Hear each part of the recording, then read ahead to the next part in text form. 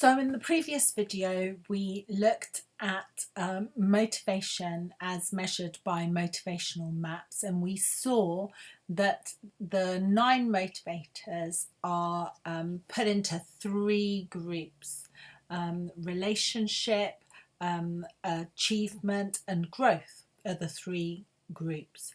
And we spoke a little bit about those groups. So if you missed it, then please go back and have a look at that video. I've put a link below and you can learn a little bit more about it. And today what I'm going to do is I'm going to take you through what the motivators in one of the groups, and I'm in green, so it's the relationship group that I want to talk to you about. So if you don't know me, my name's Sonia Gavira, and I have been working as a leadership and executive coach for about 20 years now, if not more.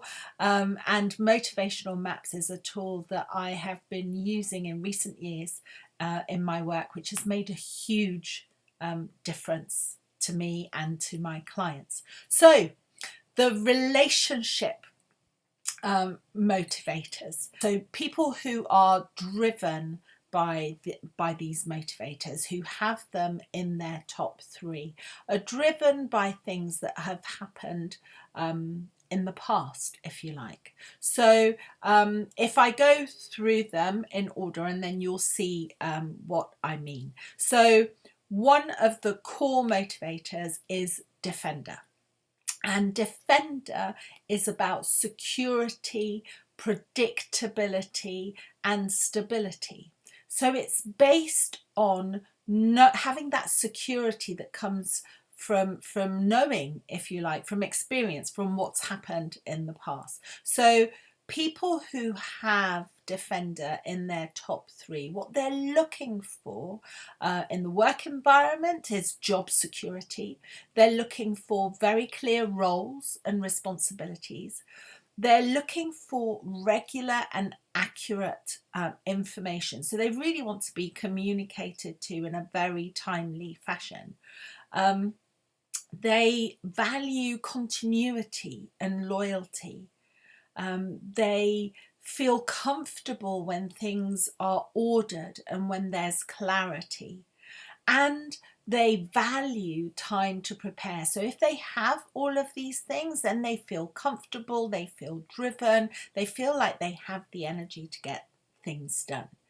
So if you want to increase the motivation for people who are driven by defender, then you have to communicate with them regularly and very clearly. You have to offer continuity. You have to offer support through those periods of change. So this isn't that people who are driven by defender, that doesn't mean that they can't change, that doesn't mean that they don't want to change, but because when they need that security, then when there's a period of change, it's critical that you communicate as much as possible and in a timely fashion, so that they have that sense of security that's coming from your communication. You need to give them regular reviews of progress, so that they are secure in the knowledge of the direction that they're going in and the things that are happening along the way. You need to, in that change environment, you need to help them consider the risk of not going with the change. And then that will be something that will help them make the decision to change and to go with the change, and maybe even drive it. And then you need to be able to link achieving a goal to security, to their security and their stability. So those are things that you can provide in the environment that people are working in, for those people who are driven by defender. Another motivator in the relationship cluster is friend. And friend seeks belonging, friendship, fulfilling relationships, but it's more, it's not that they want to be friends with everybody at work, but they want to have that sense of belonging, and they want to have that sense of team. So what they value is, as I've said, that feeling of belonging. They value relationships that are fulfilling and nourishing. They value a collaborative environment and will really be energized by that. They value being liked and being supported in that collaborative environment. They like being listened to, and that gives them that sense of collaboration again, and of belonging and of community. And they also value loyalty and continuity. Now, this is one that's close to my heart because it's my second one, and I really can sense when I'm working in that community, when I'm working with people that I know and trust, and we're collaborating, then that's when I'm absolutely at my best. So to increase motivation, or ensure that the environment is appropriate for people who have friend in their top 3 motivators, you need to involve them, and you need to involve them and consult with them and offer them opportunities to do that. You need to provide them with that sense of team, whether it's in a social environment as well as in the work environment, will depend on the type of people that you have, but they need to have that team ethos.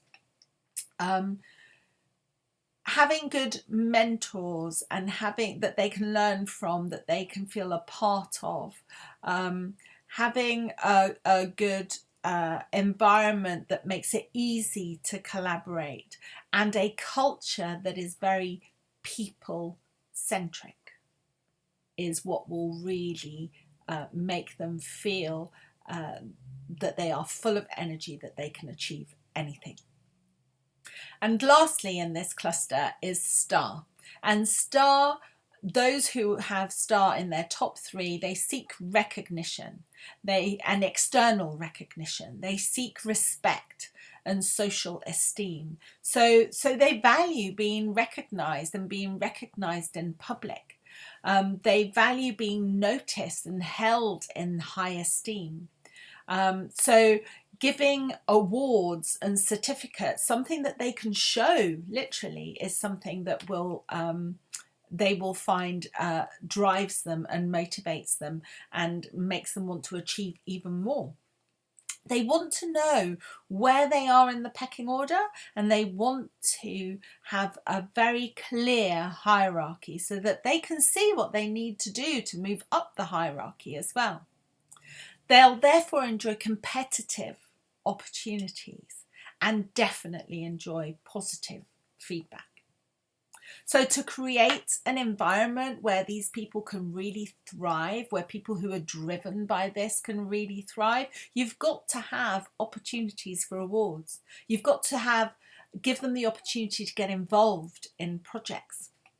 You've got to have clear role models and mentors and coaches so that can help them progress. You've got to, talking about progression, you've got to have very clear career progression that can be seen, so that people can see how this works and how this person is progressing and being rewarded for that progression. You have to have very clear reviews and targets and goals so that they know what they're working towards. And they also value being consulted and asked for their opinion, as that is a form of recognition. So those are the 3 motivators that sit within the relationship cluster. And in the next one, I'm going to go through the achievement motivators, and there'll be a change of t-shirt colour as well too.